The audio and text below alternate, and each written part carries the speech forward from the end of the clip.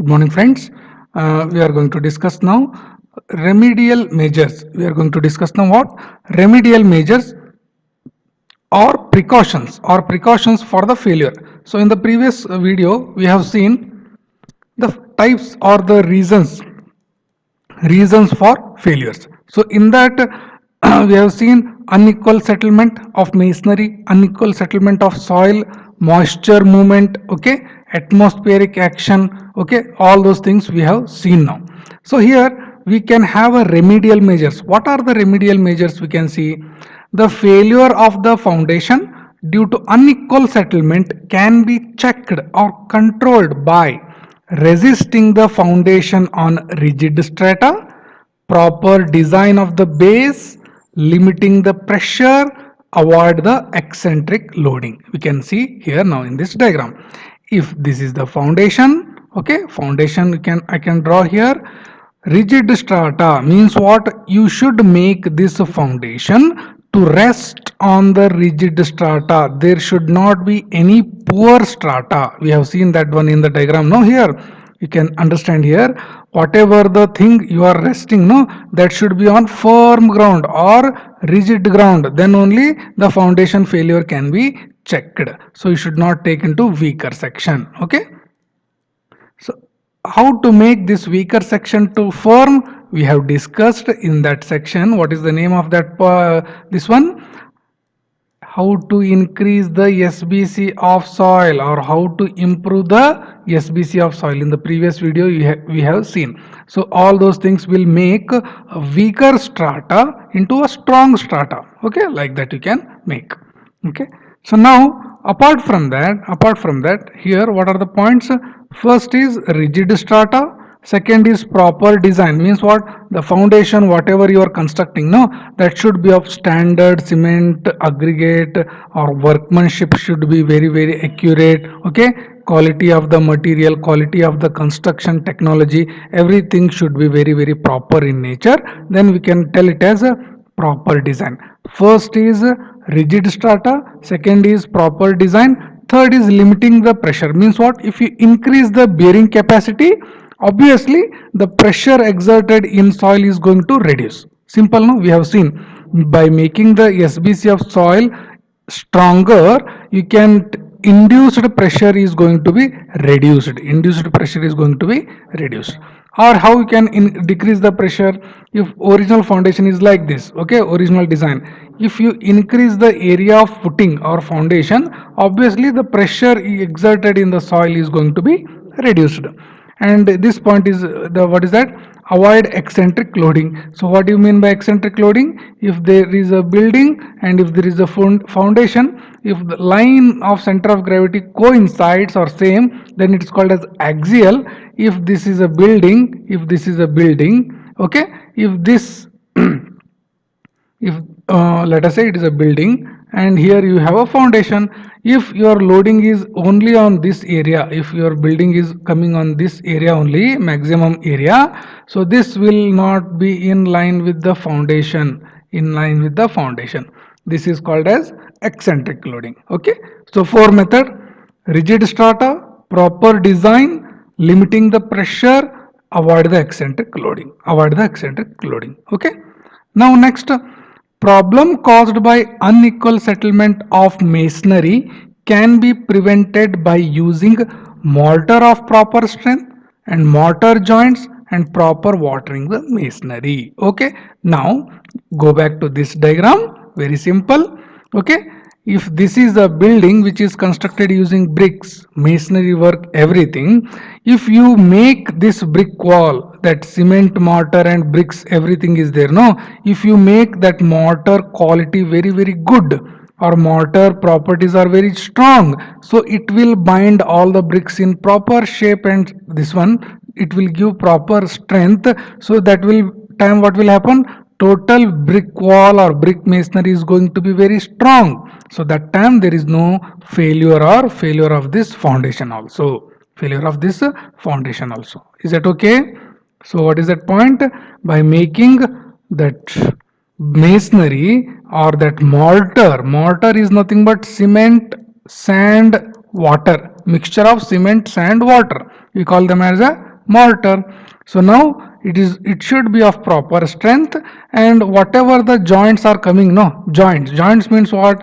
One brick, second brick, and one layer of the brick, second layer of the brick. So whatever thing is there, no, interface by is filled with what? Cement mortar only. So this is all, that interface is called as joints in the masonry. Okay, and don't forget to water means what? Every cement structure after construction requires moisture or requires water for curing purpose. If you don't provide this water or moisture during its strength gaining time, it is not going to be strong, it is going to fail. Okay, so unequal settlement of masonry can be controlled by what? Can be controlled by strong mortar joints, proper watering. Okay, is that okay? Okay, now what is this point? Lateral movement of the subsoil can be prevented by using the sheet piles. That will prevent what? Lateral movement or escape. So I can again draw this diagram. If this is a soil and above this the foundation is coming, if lateral movement of soil is happening, means what? A horizontal moving away of this soil is there due to what? Heavy loading. By inserting some sheet piles, it is going to confine this area and soil will not escape, or there is no lateral movement, how we can control? By providing the sheet piles. Okay, and very common, avoid growing trees, shrubs near the walls. So you should not grow these trees near the walls. What will happen? It will absorb the moisture, soil is going to shrink, foundation is going to settle. Okay, next is adverse effects of atmospheric actions can be provided by providing a suitable plinth protection, closing the external walls or along the external walls, and provide the gentle slope. How I can show this one? Here we can go to this diagram, a building structure. Here you can see there is a wall, and if you enlarge this diagram, here one layer will come. Okay, one layer will come. In this diagram it is not there, and everyone can understand, in every building it is provided. This is called as plinth level, or you can say plinth, just plinth. Below the plinth we call foundation, above the plinth we call the superstructure. Okay, so in this plinth area you provide some sloping material, sloping construction, just simply sloping, providing in this way, sloping away. What is going to happen? Slope means one like this, no, sloping. Horizontal means pure, vertical means like this, sloping. Okay, now by providing slopes here in the plinth, whatever rain water will fall, no, it will move away from the wall, and it will not percolate into this area, so it is avoiding what? Contact of water with this soil, is that okay? Provide the plinths in a slopey way. Okay, is that this point is clear? Okay, shall we move ahead? Okay, now come to this one. We have, next we will go into this one, types of foundation. Okay, so now some two major categories are there. One is shallow foundation, another is deep foundation. Now you can see, when the depth of the foundation is equal to or less than its width of the foundation. Now this is a building. Okay, here we have footing, it is a cross section, you can see it is a cross section. Okay, now it is called as depth, this distance is called as depth. Okay, now this is called as width, okay, it is called as generally width. When this depth is less or equal to width, we call it as shallow means it's not so deep. Shallow water, deep water, have you seen? Okay, shallow means a little bit lesser depth, deep means a little bit more depth is there. Okay, so shallow means when depth of this foundation is less or equal to its width, or equal to its width, we call it as shallow. In another case, if I take like this diagram, if this is a foundation, if this is a foundation, understand like this, above this there is a structure, above this there is a structure.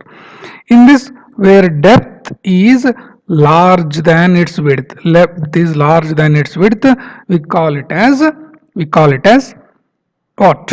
Deep foundation. We call it as deep foundation. Okay, is that okay? Okay, now come back to this diagram, this classification.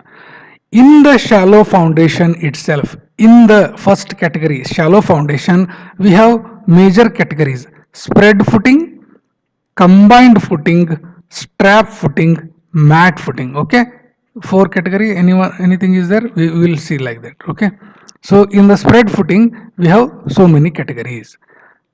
Sorry, in the shallow foundation, in the shallow foundation, spread, combined, strap, mat. Now you understand. In general, we will see the diagrams in detail only, don't get confused. In these 4 points I will try to give the explanation now. Okay, now spread means for there is only one wall or only one column, only one column. If you are providing separate foundations, if you are providing separate footings, we call it as a spread footing, we call it as a spread footing.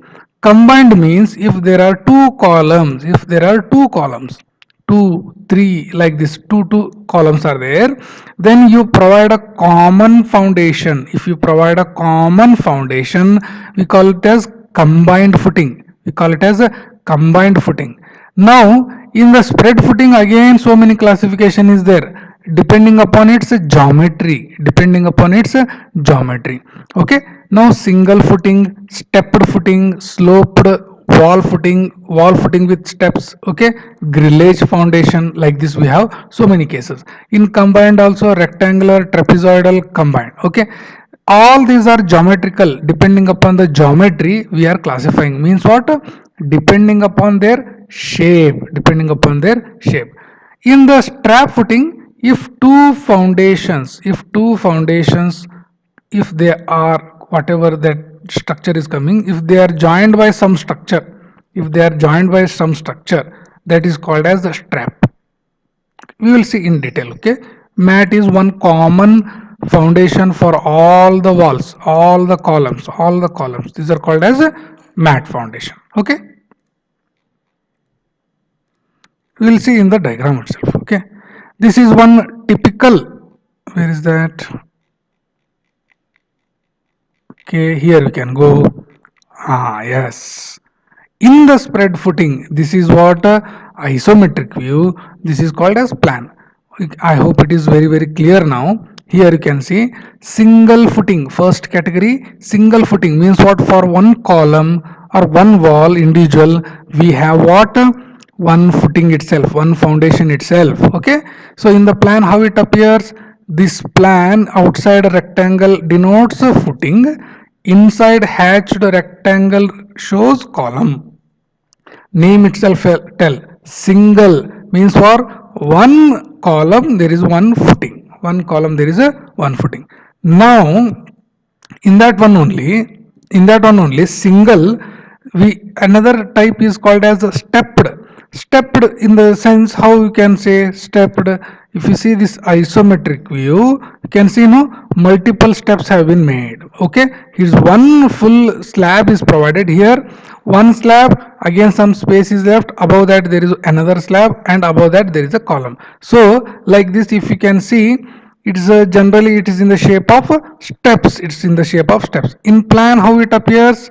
Like this. In plan, how it appears? It is like this. Okay, all the non-hatched portions are called footing or steps in the footing, steps in the footing. Only this central hatched is called as column, which is heavily loaded, column which is heavily loaded. So are you aware, understood this point? Single isolated or single stepped, single isolated or single stepped. Okay, now come to this one, okay, we are discussing what? Spread footing. In general, spread footing means what? it is spreading the load coming on that one, it is spreading. See here what is happening, here it is a column, here it is a column. So foundation or footing is made a little bit larger, it is a little bit larger. Why? It is spreading the load, it is spreading the load coming on that one, coming on that one, it is spreading the load coming on that one. That is why the name given what? Spread footing. Are you understanding this meaning of this word, spreading the load?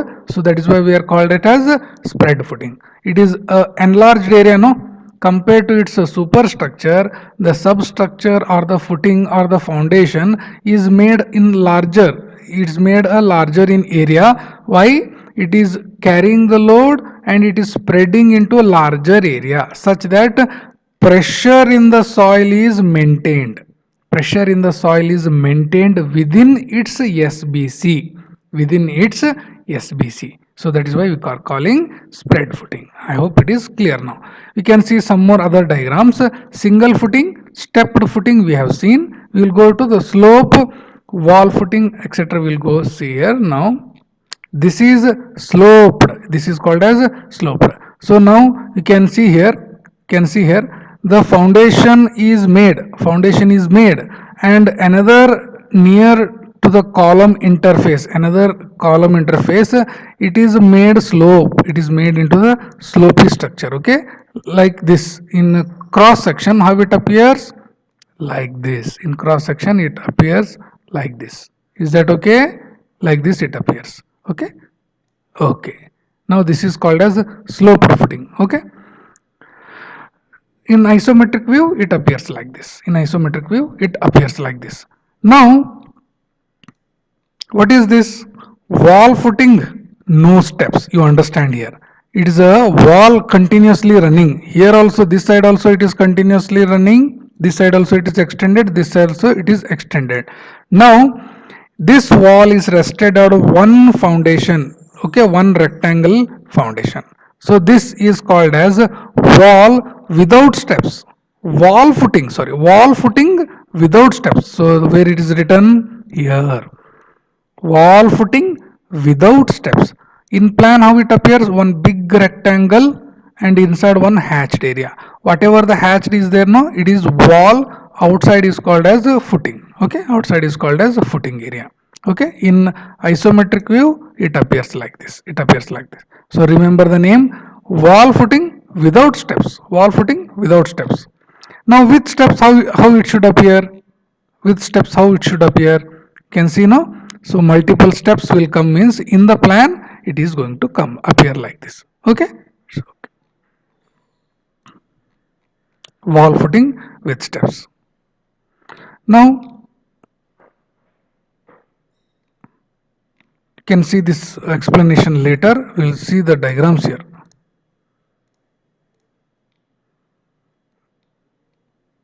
Now can see this diagram, it is a spread footing, it's called as a spread footing. So they are going to, spread footings are those which spread the superimposed load of the column, of the wall of the column over a larger area, over the larger area. What we have seen now, this is a column, this is a footing, like this it is going to spread that one, it is going to spread that one. Okay, so these will support what? These will support column or wall, column or wall. We'll see in the next videos.